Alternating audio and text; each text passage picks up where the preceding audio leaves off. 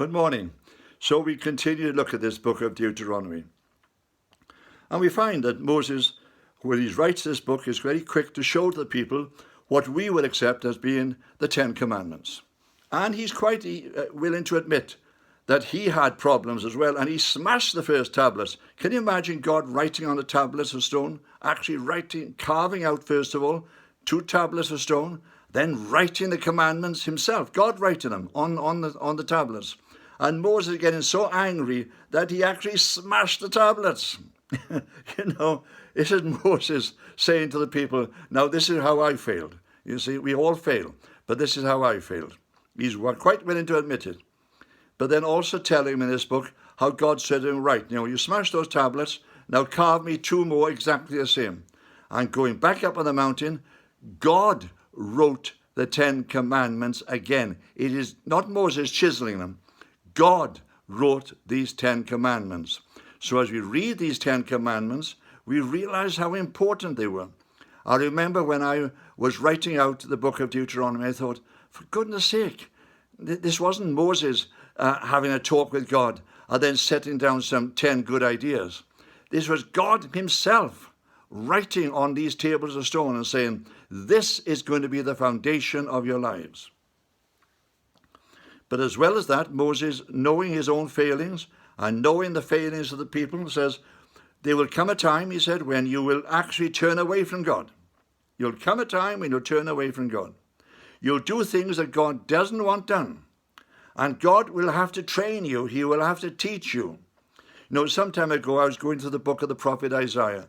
And one thing that came through that book quite simply was that God was as the task of training his children. Training his children. People sometimes get a view of God that he's sitting there with some thunderbolts in his hands. He's saying, I'm waiting to spot somebody doing wrong and I'm going to throw down a thunderbolt. That's such a false image, because God truly does love us very much. But because he loves us, he has to train us. And if we go wrong, he has to discipline us. A parent that doesn't discipline his children is not a good parent.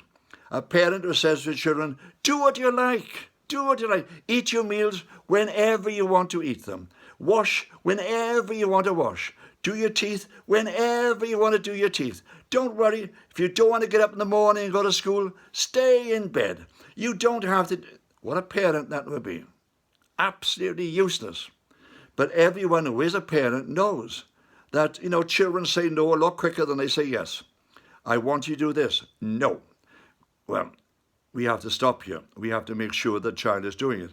When you go to bed, when you get up in the morning, you will do your teeth. Don't want to. Well, you'll do it anyway because I say so. When you go to bed at night, when you get up in the morning, you will wash. Don't want to. You'll do it anyway because I say so. You'll come to meals at the proper time. There's something funny happening at the moment. I come across families and they say their children eat their meals on the carpet. Yes, on the carpet in front of the television. That's where they eat their meals. There's nothing quite like a family gathering around the table, swapping information about where they've been, what they've done, what they hope, the people they've met.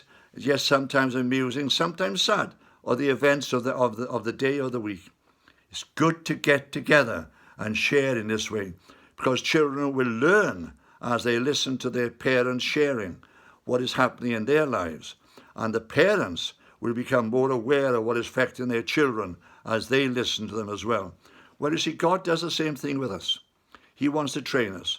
And that's why he says, when you go wrong, I will punish you. I will punish you. But when you've been scattered through the nations, when you suddenly find that things have gone wrong in your lives. Now, if you're willing to admit it, things are going wrong in our society at the moment. You think we live in a good society? Think again. Things have gone wrong. And I think they've gone wrong because once again, we've turned away from God. We think we can do it our way and things have gone wrong. But if you hear God calling, if you can hear God calling, we're in the Feast of the Epiphany at the moment. Those shepherds out in the field heard God calling through the message of an angel. Those magi in Babylon heard God calling through a sign in the skies.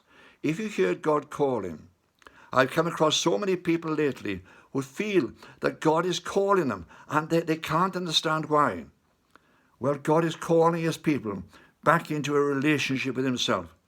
And he's done the same with the Jewish people over the years. And Moses says, when you've been scattered to the nations and suddenly realize how things have gone wrong for you, then I'll give you a hunger in your hearts, and I'll start calling you, and I'll start calling you back to the place where you should be, where you can come and submit once again to my laws, the laws that I wrote with my finger on the stones, my laws. I'll bring you back not to man-made laws or not to man-made ideas. I'll bring you back to my laws. I'll give you a good foundation that cannot be moved. Remember Jesus saying to his followers, giving them a story about a man who built his house? One built it on sand, another built it on rock.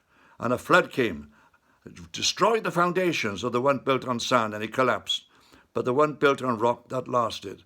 Well, the laws that God gives us are his laws.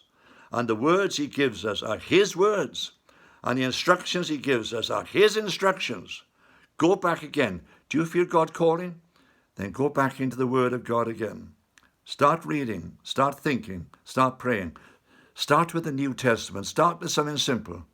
But find out what it is that God is saying to you. Amen.